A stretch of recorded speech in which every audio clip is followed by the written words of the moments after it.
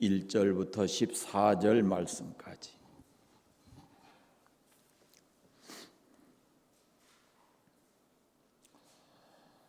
같이 읽겠습니다. 너희 중 장로들에게 권하노니 나는 함께 장로된 자요 그리스도의 고난의 증인이요 나타날 영광에 참여할 자니라. 너희 중에 있는 하나님의 양무리를 치되 억지로 하지 말고 하나님의 뜻을 따라 자원함으로 하며 더러운 이득을 위하여 하지 말고 기꺼이 하며 맡은 자들에게 주장하는 자세를 하지 말고 양무리의 본이 되라. 그리하면 목자장이 나타나실 때에 시들지 아니하는 영광의 관을 얻으리라. 젊은 자들아 이와 같이 장로들에게 순종하고 다 서로 겸손으로 허리를 동이라. 하나님은 교만한 자를 대적하시되 겸손한 자들에게는 은혜를 주시느니라. 그러므로 하나님의 능하신 손 안에서 겸손하라. 때가 되면 너희를 높이시리라. 너희 염려를 다 주께 맡기라. 이는 그가 너희를 돌보심이라. 근신하라 깨어라. 너희 대적 마귀가 우는 사자같이 두루다니며 삼킬 자를 찾나니 너희는 믿음을 굳건하게 하여 그를 대적하라. 이는 세상에 있는 너희 형제들도 동일한 고난을 당하는 줄을 알미라. 모든 은혜의 하나님 곧 그리스도 안에서 너희를 부르사 자기의 영원한 영광에 들어가게 하신 이가 잠깐 고난을 당한 너희를 친히 온전하게 하시며 굳건하게 하시며 강하게 하시며 터를 견고하게 하시리라. 권능이 세세 무궁하도록 그에게 있을지어다. 아멘. 내가 형제로 아는 실로 안으로 말미암아 너희에게 간단히 써서 권하고 이것이 하나님의 참된 은혜임을 증언하노니 너희는 이 은혜에 굳게 서라.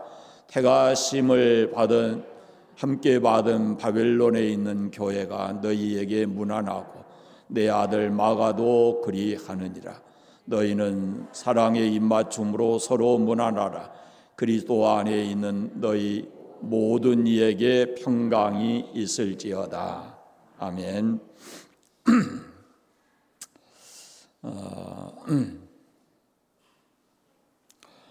베드로전서 전체에 막 울리는데 이게 베드로전서 전체에 제일 많이 나타나는 말이 고난, 또 소망, 기뻐함 이런 내용들입니다. 이 고난을 당하면서도 우리가 기뻐할 수 있는 것은 우리에게 확실한 산소망이 있기 때문에 그렇습니다. 이제 베드로전서 마지막 장인 5장에 와 있는데요.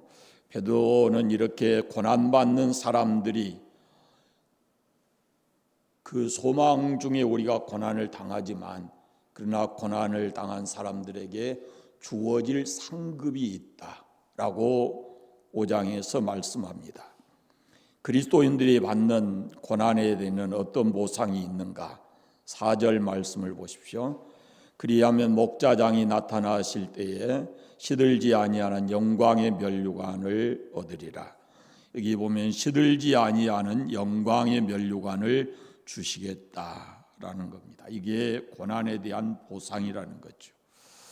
장차 우리가 주님 앞에 설 때 받게 될 보상이 바로 시들지 아니하는 영광의 면류관이다라는 것입니다.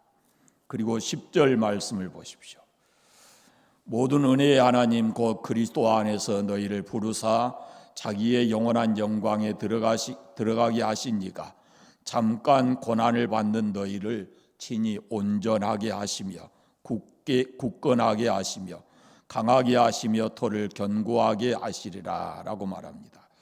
우리가 당하는 고난은 장차 하나님 앞에 서게 될 때 많은 상급을 기대할 수 있을 뿐만 아니라 그 고난은 우리로 하여금 이 땅에서 더 힘있고 또 새로운 삶을 살아갈 수 있게 하는 원동력이 된다라는 말씀입니다. 오늘 우리가 생각하게 되는 이 베드로전서 5장은 고난 속에 있는 교회를 향해서 그들이 이 고난 속에서 어떻게 살아야 될 것인가, 고난 속에서 어떻게 살아야 될 것인가, 우리가 그렇게 고난을 견디면서 살아가면은 그 삶에 대한 보상이 무엇인가라는 것을 말씀하고 있습니다. 1절부터 4절까지는 지도자를 향해서 주시는 말씀입니다. 1절 말씀 다시 보십시오. 너희 중 장로들에게 말하노니 나는 함께 장로된 자요 그리스도의 고난의 증인이요 나타날 영광에 참여할 자니라 그럽니다. 이 교회의 지도자를 가리켜서 장로다 이렇게 명을 하죠. 이 교회의 지도자를 가리키는 말은 성경에 보면은 크게 셋이 있어요. 장로, 감독, 목사 이런 것입니다. 물론 이게 엄격하게 말하면은 한 그룹이에요. 그런데 그 장로라는 것은 이 인생에 있어서 많은 경험을 가지고 신망이 있고 많은 경험을 가진 연장자 그런 뜻이고, 감독이라는 것은 지도자의 기능을 강조하는 것이고, 목사는 실제로 하는 일을 강조하는 그런 것입니다. 그러니까 장로나 감독이나 목사는 각각 기능과 책임이 주어지는 그런 강조된 말이다라는 겁니다. 이게 다 교회 지도자를 나타내는 말입니다. 베드로 사도는 왜 교회 지도자들에게 이 고난에 관한 편지를 할까요? 지금 고난과 박해의 때인데 이 고난과 박해를 받을 때일수록 교회가 흔들리지 않게 그 교회를 붙들고 나가려면 훌륭한 지도자가 있어야 된다라는 겁니다. 교회의 지도자가 바로 세워져야, 그래야 외적으로 내적으로 어떤 문제가 생겼을 때 그것을 이기고 헤쳐나갈 수가 있다라는 겁니다. 견고하고 경건하고 성실한 교회 지도자가 필요한 것이 어느 때보다도 고난의 때가 그렇다라고 하는 겁니다. 그래서 사도 베드로는 편지를 끝맺으면서 먼저 교회 지도자를 향해서 이 메시지를 전하고 있는 것입니다. 말씀에 보면은 교회 지도자들이 갖춰야 될 이 자격에 대해서 말씀을 합니다. 1절에 다시 보시면 너희 중 장로들에게 권하노니 난 함께 장로된 자요 그리스도의 고난의 증인이요 나타날 영광에 참여할 자로다. 지도자는 예수 그리스도를 개인적으로 체험한 사람이어야 합니다. 대단히 중요한 것입니다. 내가 체험하지 않고, 예수님을 체험하지 않고 나에게 아니면 교회에 환난이 오거나 어려움이 왔다 그러면은 끝까지 그 예수님을 붙들 수가 없는 거예요. 그래서 교회의 지도자는 개인적으로 예수님을 깊이 체험해야 됩니다. 다른 말로 하면은 십자가의 도를 깨닫고 그 은혜를 힘입는 사람이어야 된다라는 겁니다. 베드로 자신이 장로다 그래요. 나는 함께 장로된 자요 그럽니다. 함께 지도자가 됐다라는 것입니다. 그리고 자신은 그리스도의 고난의 증인이다라고 말합니다. 이것은 예수님이 친히 고난받으신 것을 내 눈으로 확실하게 봤다라는 것을 말씀합니다. 그 고난이 어떠했는지, 그 고난을 왜 그분이 그렇게 당하셔야 했는지, 그것을 자기는 자기 모든 것을 그 고난의 광경을 다 지켜본 예수님에 대한 증인이다라고 말합니다. 사실은 두 가지 의미를 갖습니다. 하나는 나는 예수님의 고난당하신 모습과 십자가에서 피 흘려 죽으신 그 모습을 지켜본 증인으로서 그는 어떤 분인가를 정확히 안다라는 겁니다.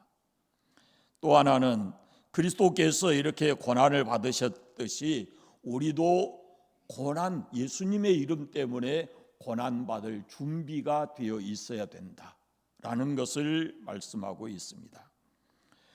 그렇습니다. 예수님이 나를 위해서 십자가에 피 흘려 나를 구속하셨다는 사실을 믿는 사람이라야 그 죄사함의 은혜와 하나님의 그 놀라운 사랑을 체험한 사람이라야 교회의 지도자가 될 수 있고, 그리고 이런 사람이 예수 그리스도의 십자가의 복음을 확실하게 증거할 수가 있는 겁니다.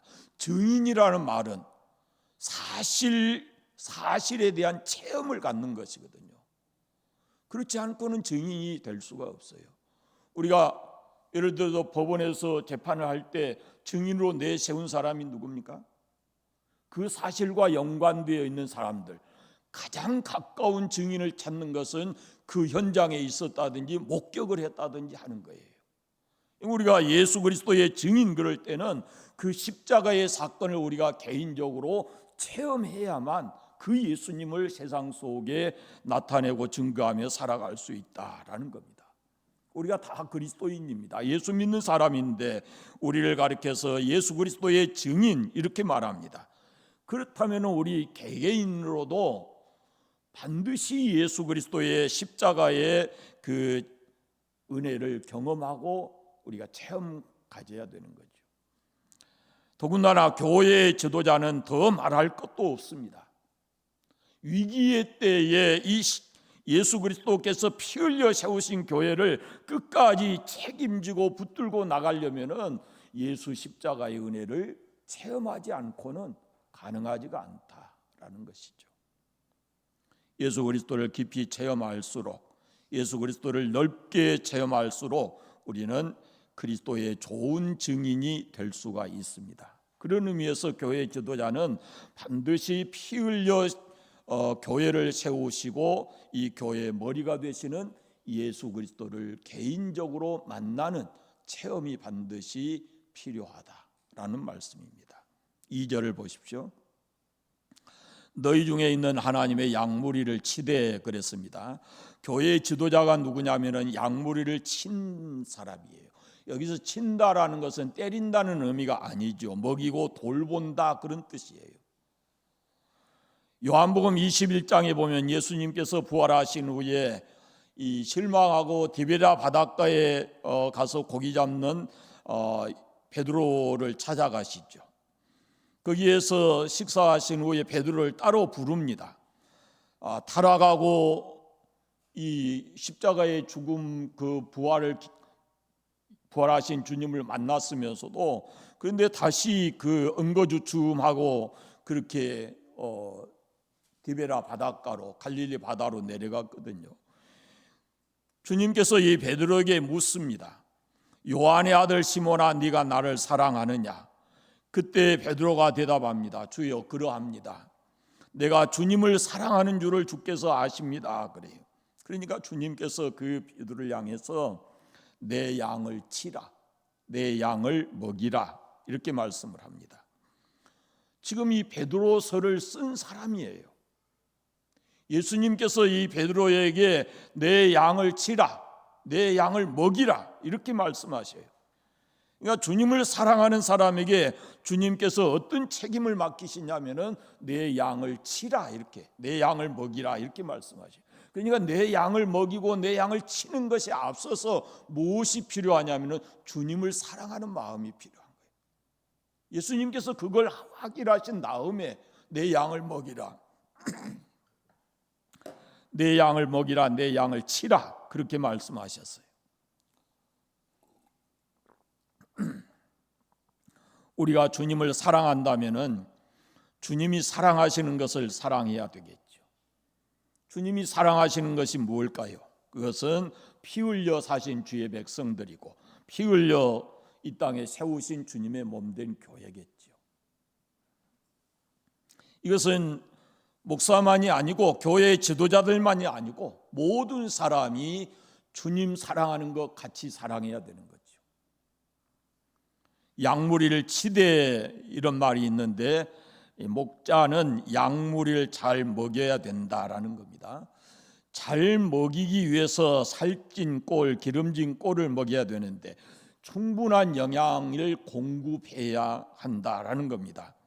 목자가 양에게 독초를 먹이면 안 됩니다. 그러면 죽습니다.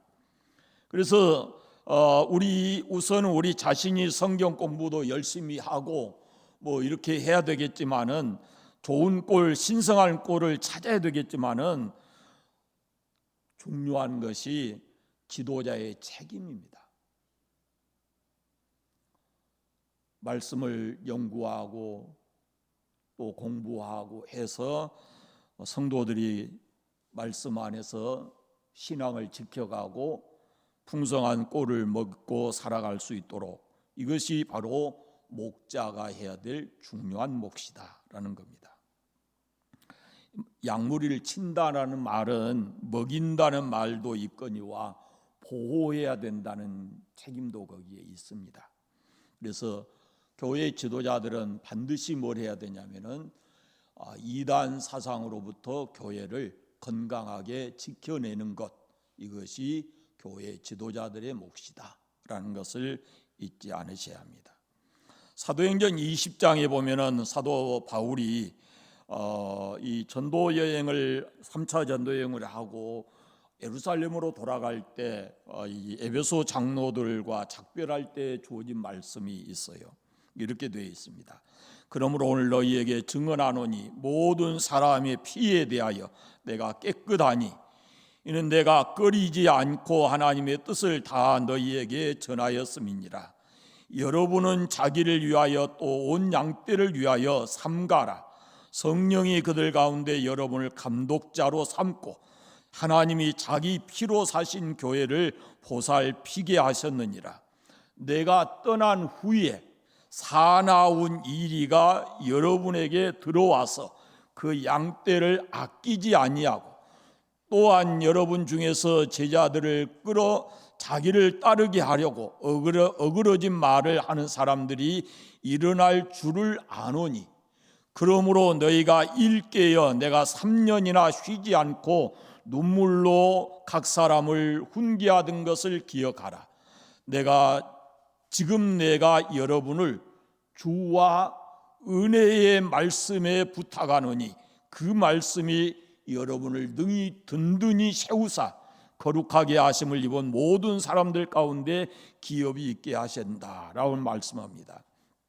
바울이 걱정하는 것이 뭐냐면은, 내가 떠난 후에 분명히 사나운 이리가 들어와서 거짓된 교훈을 이렇게 퍼뜨리고 성도들을 바른 신앙에서 떠나게 만드는 그 역할을 할 것인데, 그때 중요한 것이 교회 지도자들의 몫이다라는 겁니다. 바른 교훈, 바른 진리를 가지고 교회에 보살펴야 된다. 이 책임이 지도자들에게 있다라고 합니다. 무엇보다도 교회가 건강하기 위해서는 주님이 주인이셔야 되고 주의 말씀이 주의 몸된 교회에 풍성해야 합니다. 그 말씀이 곧 우리 자신을 지키거든요. 말씀이 우리의 신앙을 지키는 거예요. 그래서 말씀이 풍성해져야 된다라는 겁니다. 그리고 지도자는 양무리를 치되 억지로가 아니라 자원해서 하라고 말씀합니다. 2절 말씀해 보십시오. 너희 중에 있는 하나님의 양무리를 치되 억지로 하지 말고 하나님의 뜻을 따라 자원함으로 하며, 그럽니다. 자원한다라는 말은 내 마음대로 한다는 뜻이 아니고 하나님의 뜻을 따라 자원하는 것을 얘기합니다. 자기가 원하는 방향이 아니고 하나님의 뜻이 어디 있는가, 하나님이 어떤 방향을 가지고 계시는가, 그것을 따라서 자원함으로 일하라 라는 뜻입니다. 그 다음에 또 2절 계속해서 보시면 더러운 이득을 위하여 하지 말고 기꺼이 하며 그랬습니다. 더러운 이득이라는 것은 물질적 탐욕을 가리키는 것이고, 기꺼이 하라는 말은 즐겁게 열심으로 하라 그런 뜻입니다. 그러니까 맡겨진 일을 하나님 앞에서 즐겁고 열심히 해야 된다. 억지로 하는 이런 태도는 옳지 않다라고 말씀합니다. 우리 한국 교회가 좀 병폐가 있는 것이 교회의 이 직분을 계급처럼 생각하는 사람들이 있어요. 장로가 되는 것이 계급이 상승하는 것이 아니고요, 오히려 더 낮은 자리에서 섬길 사람들이 더 많아진다는 의미입니다. 마가복음 10장에 보면은 너희 중에 누구든지 으뜸이 되고자 하는 자는 모든 사람의 종이 되어야 한다라고 말씀해요. 그러니까 그 계급이 결코 아니에요. 교회 안에는 계급이 존재하면 안 돼요. 또한 지도자는 양무리의 본이 되어야 된다라고 말씀합니다. 3절 말씀해 보시면 맡은 자들에게 주장하는 자세를 하지 말고 양무리의 본이 되라 이렇게 말씀해요. 지도자는 모든 삶에 있어서 본이 되어야 합니다. 평신도로 있을 때는 사람들의 눈이 주시를 하지 않을 수도 있어요. 그러나 일단 지도자가 되게 되면 사람들이 그를 보거든요. 관심 있게 보는 겁니다. 그런데 교회의 지도자가 만약에 본이 되지 못하면 그것은 자기 혼자 문제가 아니라 그 지도자 밑에 있는 모든 사람들에게 악영향을 미치게 되는 거죠. 그래서 교회 지도자는 본이 되어야 된다라는 겁니다. 신앙적인 면에서도 그렇거니와 또 다른 삶의 가정이나 삶의 사회 삶에 있어서도 본이 되어야 된다라는 겁니다. 이런 교회 지도자들에게 주어지는 보상이 뭐냐면은 4절 마지막에 그리하면 목자장이 나타나실 때에 시들지 않은 영광의 면류관을 얻으리라 그럽니다. 시들지 않은 영광의 면류관, 이게 교회 지도자들에게 보상으로 약속되어 있는 거예요. 그 다음에 5절부터 보시면 모든 성도들을 향한 교훈인데 5절에 보시면 젊은 자들아 이렇게 말하는데 젊은 자들아 이 말은 1절에 보시면 장로들과 이렇게 서로 대조를 이루는 내용이에요. 젊은 자들은 다만 청년만을 가리키는 말이 아니고 교회 안에서 지도자들을 제외한 모든 성도들을 가리키는 말입니다. 그러니까 어떤 태도를 지녀야 하는가? 첫째, 순종하라 그럽니다. 순종하라. 5절 보십시오. 젊은 자들아 이와 같이 장로들에게 순종하고, 장로들이 누구라 했어요? 교회 지도자예요. 그러니까 지도자들에게 순종하라라는 그런 말씀입니다. 성도들은 지도자를 신임하고 마음을 다하고 이렇게 해서 순종하는 그런 자세를 가져야 됩니다. 이게 한 공동체가 건강하게 되려면은 반드시 지도력을 인정해 주고 그리고 그에 따라서 순종하는 자세를 가져야 그래야 그 공동체가 건강하게 되는 것입니다. 두 번째는 겸손하라 그럽니다. 5절 말씀에 다 서로 겸손으로 허리를 동이라 그럽니다. 겸손의 반대가 교만입니다. 그래서 하나님께서는 성경 곳곳에 교만한 자를 대적하시고 겸손한 자에게 은혜 주신다라고 말씀합니다. 사단의 그 죄가 무엇이냐면 바로 교만이잖아요. 교만 때문에 이 하나님께 버림받았죠. 성경은 우리 그리스도인들에게 강조하고 또 강조하는 것이 뭐냐면은 겸손이에요. 겸손으로 허리를 동이라 그럽니다. 일을 하려면은 허리를 동인 것처럼 주님의 몸된 교회를 일할 때 그 일하는 자세가 어떠냐면은 겸손해야 된다라는 그런 말씀이죠. 겸손하게 되면 때가 되면은 하나님께서 우리를 높이신다라고 말씀합니다. 그에 대한 본이 바로 예수님이시죠. 빌립보서 2장에 보면 그는 근본 하나님의 본체시지만 땅에 사람의 몸을 입고 오셨고 십자가에까지 내려가셨는데 마침내는 하나님께서 그를 높여서 모든 이름 위에 뛰어난 이름을 주시고 모든 사람들이 모든 무릎을 예수님의 이름에 꿇게 하셨다라고 말씀해요. 가장 본이 되는 분이 누구냐면 예수님인데 적어도 우리가 예수님을 믿는 사람들이기 때문에 바로 그 예수님의 본을 본받아야 된다라는 말씀입니다.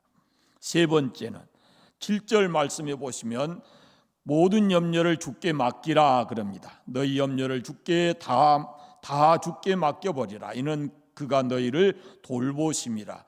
염려라는 말은 마음이 나누어진다라는 뜻이에요. 그래서 염려가 지나치게 되면은 마음이 이렇게 나누어져서 그게 상하게 되고 마음을 상하게 되고 그게 오랫동안 해결이 안 되면은 정신적인 문제로 돌아가게 되는 겁니다. 왜 염려합니까? 염려가 왜 생길까요? 하나님을 온전히 신뢰하지 않기 때문에 생긴다는 겁니다. 그래서 너희 염려를 뭐하라? 하나님께 맡기라. 하나님을 온전히 신뢰하고 그 하나님께 모든 염려를 맡기라라고 말씀을 합니다. 진정으로 맡기면 그 문제에 대한 해결 책임은 하나님께 있다. 하나님께서 그것을 다 책임지신다라는 겁니다. 맡기라는 말은요, 맡기라는 말은 굴려버려라 그런 뜻입니다. 굴려버려라. 쓸데없는 것, 우리의 건강을 해치고 쓸데없는 것들은 그걸 내가 끌어안고 살 필요가 없고 그것을 하나님께로 굴려보내버려야 된다라는 그런 말씀입니다. 네 번째로는 마귀를 대적하라 그럽니다. 8절 9절 말씀 보십시오. 근신하라 깨어라 너희 대적 마귀가 우는 사자같이 두루 다니며 삼킬 자를 찾나니 너희는 믿음을 굳게 하여 그를 대적하라. 이는 세상에 있는 너희 형제들도 동일한 고난을 당한 줄을 알미라 그럽니다. 사탄은 대적이고 마귀는 참소자라는 뜻입니다. 네, 대적 마귀 곧 사탄 마귀라는 뜻인데 이 마귀를 대적하려면 어떻게 해야 되냐면은 근신하라 깨어라 이렇게 말씀을 해요. 우리가 잘 알지만 베드로가 한때 근신하지 못하고 깨어있지 못해서 이 사탄에게 당한 일이 있었습니다. 겟세마네 동산에서 예수님께서 이게 기도하고 오셨을 때 깨어있지 못하다가 결국은 주님께로부터 책망받지요. 너희가 한시 동안도 나와 함께 이렇게 깨어있을 수 없더냐. 그렇게 졸다가 마귀에게 당했습니다. 그래서 사도 바울이 자기의 그 신앙적 경험을 가지고 더 실감나게 이걸 말씀하고 있는 거예요. 근신하라 깨어라 너희 대적 마귀가 우는 사자같이 두루다니며 삼킬 자를 찾나니 너희는 믿음을 굳게 하여 저를 대적하라 그럽니다. 마귀를 대적하는 것이 뭐냐면 대적할 수 있는 게 뭐냐면 첫째는 깨어 근신해야 되고 그 다음에 또 하나가 뭐냐면은 믿음으로만이 마귀는 대적할 수가 있어요. 9절 말씀해 보시면 이 세상에 있는 너희 형제들도 동일한 고난을 당하는 줄을 알미라 라고 말씀합니다. 하나님께서 왜 우리에게 이런 고난을 주실까요? 그것은 때가 되면 우리를 높이시기 위함이다 라고 말씀합니다. 예수님이 본이다 그랬는데 예수님 가장 낮은 자리에까지 내려가셨죠. 우리가 그냥 단순히 내려가셨다라는 표현을 쓰지만 예수님이 그곳까지 갈 때 얼마나 많은 고난을 겪으셨습니까? 사람으로서는 상상할 수 없는 고난을 예수님이 겪으셨거든요. 그렇게 내려갔더니 나중에 때가 되니까 하나님께서 그 예수님을 가장 높은 곳에 올려놓으셨다라는 겁니다. 그러니까 고난당할 때 그것을 이상하게 여기지 말고 주님 바라보고 믿음으로 그 고난들을 이겨내야 된다라는 그런 말씀입니다. 우리의 대적이 누구예요? 우리의 대적이 마귀입니다. 마귀. 우리의 대적은 교회 안에 있지 않아요. 교회 지도자가 대적자가 아니에요. 우리의 대적자는 내 옆에 있는 어떤 또 다른 성도가 아니에요. 적어도 우리가 예수 그리스도를 믿는다면 우리의 대적은 마귀예요. 사단이에요. 그러기 위해서 우리가 깨어야 되고 그러기 위해서 믿음을 더 강하게 굳게 세워야 되는 것입니다. 끝으로 10절부터 마지막까지는 약속과 권면에 대한 말씀인데 무슨 약속을 주시냐면 10절 말씀해 보십시오.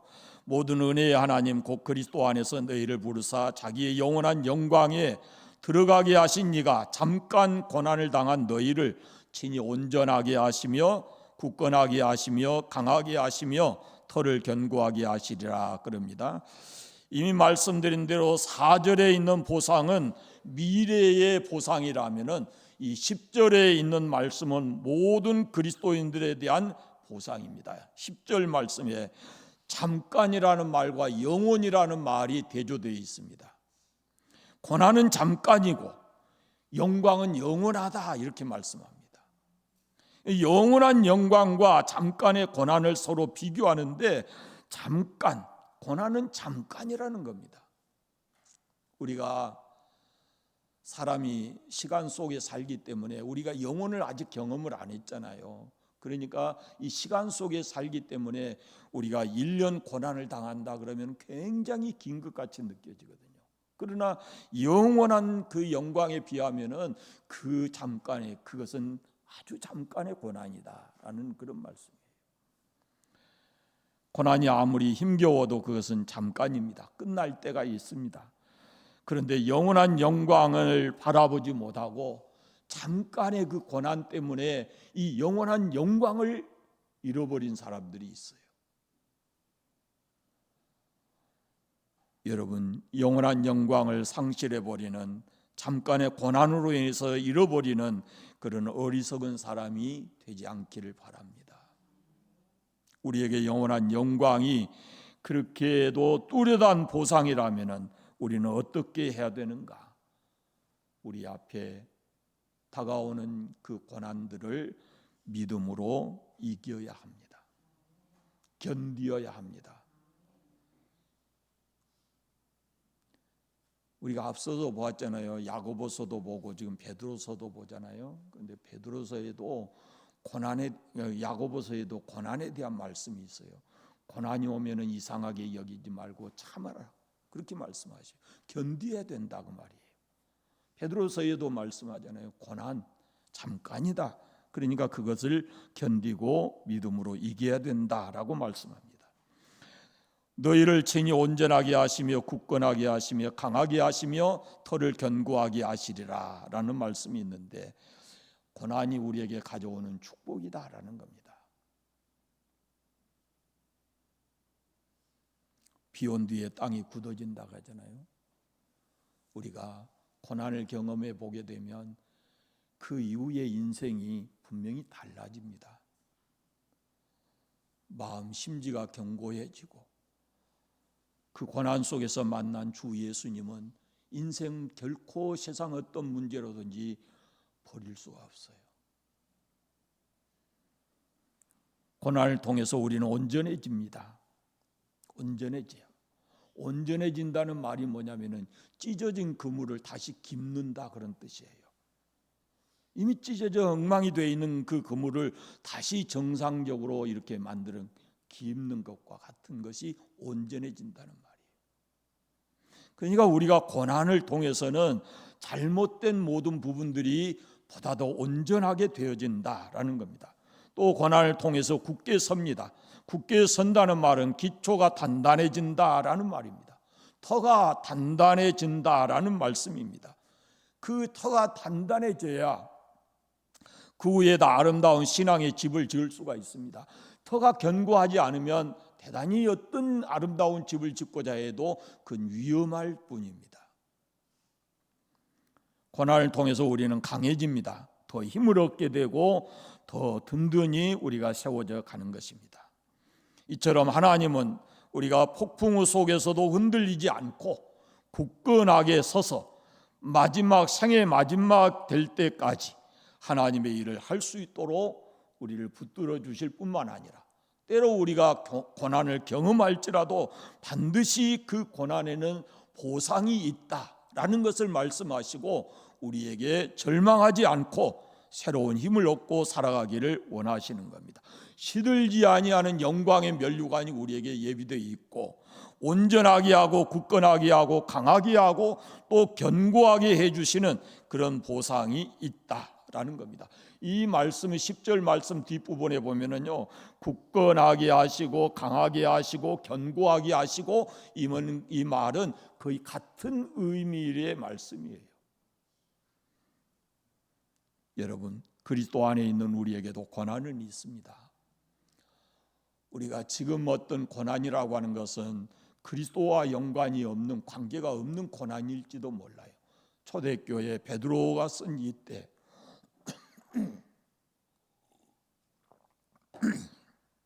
성도들이 당하는 고난은 예수 믿는다는 이유로 받는 박해입니다.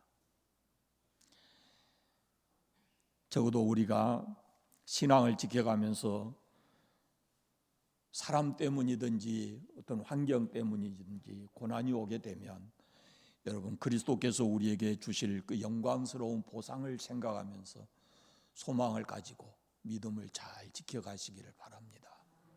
기도하겠습니다. 하나님 아버지, 감사합니다. 주의 은혜로 고린도서를 베드로전서를 시작하게 하시고 오늘 5장 마지막 말씀을 함께 나누었습니다.